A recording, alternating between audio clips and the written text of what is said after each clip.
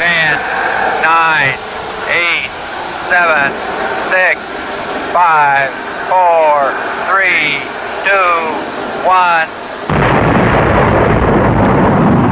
1. Look Up, an Italian space agency's podcast.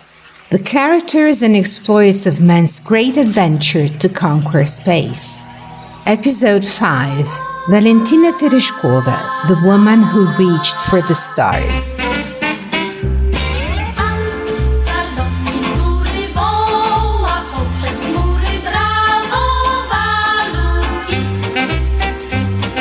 Valentina Tereshkova, callsign Chaika, or Seagull, used to work as a dressmaker and a textile factory assembly worker. She walked away from the factory at 21 years of age to fulfill her dream of becoming Great Mother Russia's cosmonette. A passionate skydiver, at 28, she started training as cosmonaut.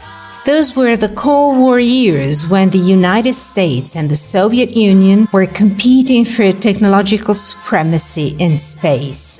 Nikolai Kamanin, first commander of Soviet cosmonaut detachment, had heard about female pilots in the US training as astronauts. "We cannot allow that the first woman in space will be American," he wrote in his diary. This would be an insult to the patriotic feelings of Soviet women. As a result, Russian female cosmonauts started training ahead of their male colleagues. Valentina, determined and as strong as a rock, was selected out of 53 applicants.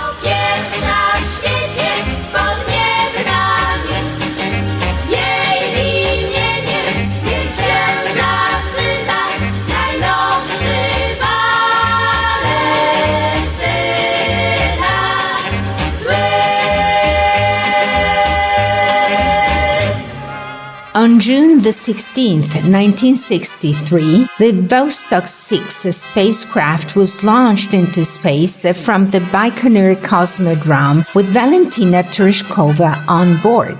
The mission was to last 3 days and orbit the Earth 49 times. Chaika's first radio message was infused with excitement. "Hooray! I see the horizon and the Earth! How beautiful it is!" However, things didn't really go so well. The space capsule was very small, and the cosmonaut remained strapped into her seat for 70 hours. She fell sick, and on re-entry into the Earth's atmosphere, she blew the hatch and ejected from the capsule. Then, and only then, her parachute opened and the wind fortunately pushed her away to an uninhabited area in Kazakhstan. At touchdown, Valentina hit her face onto the edge of her helmet and suffered some injuries. She was half unconscious when some farmers rescued her and launched the alarm. She was taken in great secrecy to a hospital, treated, and put back on her feet. Donning an immaculate spacesuit, the first female cosmonaut was brought back to the landing site, where she was acclaimed amid the flashes of photographers and a jumble of cameras. It was the beginning of celebrations commemorating her exploit.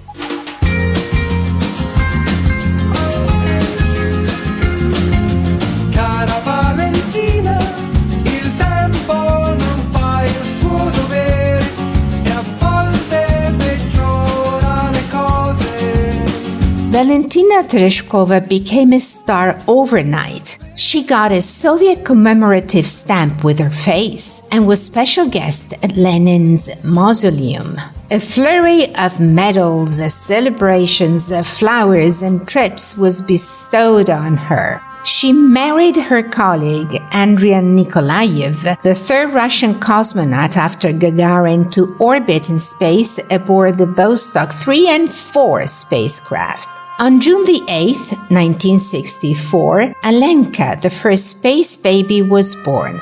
A dream come true. The two cosmonauts reportedly married under pressure from Soviet leader Nikita Khrushchev and the Kremlin's very powerful medical staff. Their goal was to study the effects of space travel on the DNA of an unborn child. Would he or she be a genius, or would he or she suffer from serious impairments? Потому что координаты дает Земля.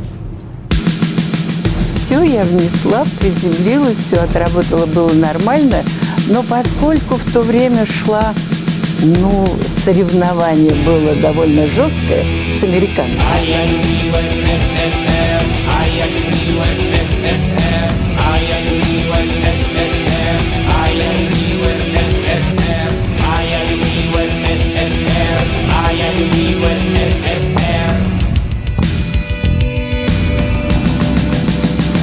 Public opinion followed Tereshkova's private life as if it were a soap opera. Alenka became the name of the most famous children's milk chocolate in the Soviet Union. The attention around the little girl was such that Valentina decided to keep her away from the spotlight and asked her mother to take care of her daughter. Today, Alenka is a medical surgeon working with the Airflot Health Service, while Valentina has traveled the world, becoming a heroine of the Soviet Union.